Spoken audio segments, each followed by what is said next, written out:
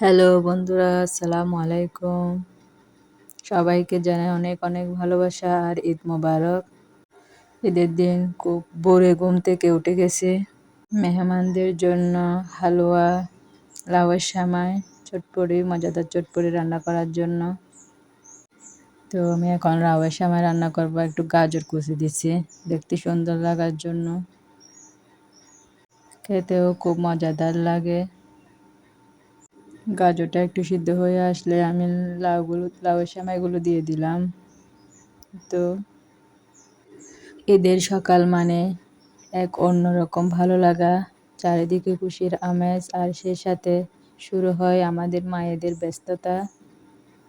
আমি লাউয়ের সেমাই রান্না করতে নারকেল, দুধ আগে বলক দিয়ে নিছি, তারপর গাজর কুচি দিয়ে দিলাম, তারপর লাউ সিদ্ধ করে লাউয়ের কুচিগুলো দিয়ে দিলাম, ঘি অ্যাড করে ঢাকনা ঢেকে দিব, তারপর চুলা থেকে নামিয়ে রাখবো।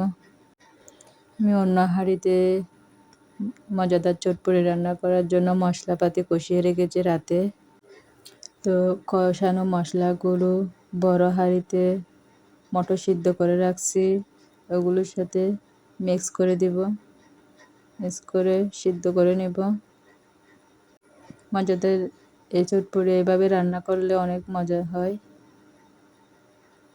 এতগুলা চটপটি অনেক বড় হাঁড়িতে রান্না করতেছি, মজাই আলাদা। ভালোভাবে নাড়াচাড়া করে সিদ্ধ করে নামিয়ে নেব। রেডি ঈদের স্পেশাল লাউ দুধ সেমাই, মজাদার চটপটি রান্না। রেডিমেড হালুয়া রান্না করছি দুধ দিয়ে। রান্না বান্না শেষ করে কলিজার টুকরা দুইটাকে ঘুম থেকে উঠাই দিয়েছি, রেডি করে দিচ্ছি। খুশিতে ওরা খুবই দুষ্টুমি করতেছে। ওদের হাসি মুখ আর নতুন জামাই আনন্দ আমার সারাদিনের ক্লান্তি দূর করে দিবে। এই ছোট্ট ছোট্ট মুহূর্তগুলো স্মৃতি হয়ে থাকবে। সবাইকে জানাই অনেক অনেক ভালোবাসা আর ঈদ মোবারক।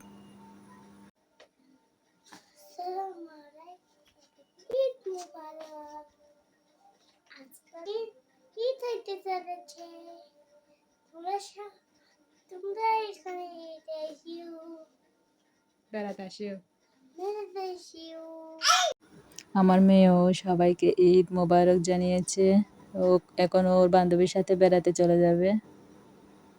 তো ওদের খুশির মুহূর্তগুলো। আল্লাহ হাফেজ।